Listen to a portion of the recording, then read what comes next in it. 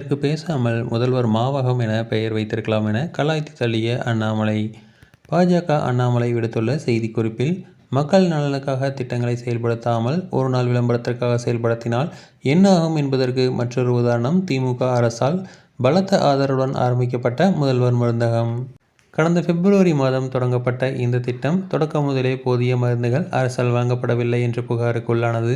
பலமுறை கோரிக்கை வைத்தும் திமுக அரசு நடவடிக்கை எடுக்காததால் வாடகை, மின்சார கட்டணம் உள்ளிட்ட அடிப்படை செலவுகளை சமாளிக்க முதல்வர் மருந்தகங்களில் தற்போது மாவு விற்பனை செய்யும் நிலைக்கு தள்ளப்பட்டிருக்கின்றன என மருத்துவ உரிமையாளர்கள் கூறுகின்றனர். பொதுமக்களும் முதல்வர் மருந்தகங்களில் மருந்துதான் கிடைக்கவில்லை, மாவாது கிடைக்கிறதே என்று வாங்கி செல்கின்றனர். இதற்கு பேசாமல் முதல்வர் மாவகம் என்று பெயர் வைத்திருக்கலாம். 4 ஆண்டு காலமாக அரைத்த மாவையே அரைத்து கொண்டிருக்கும் திமுக ஆட்சிக்கு இந்த பெயர் மிக பொருத்தமாக இருக்கும் என தெரிவித்துள்ளார் அண்ணாமலை. தொடர்ந்து இதுபோன்ற செய்திகளுக்கு எங்கள் சேனலை சப்ஸ்கிரைப் செய்யவும்.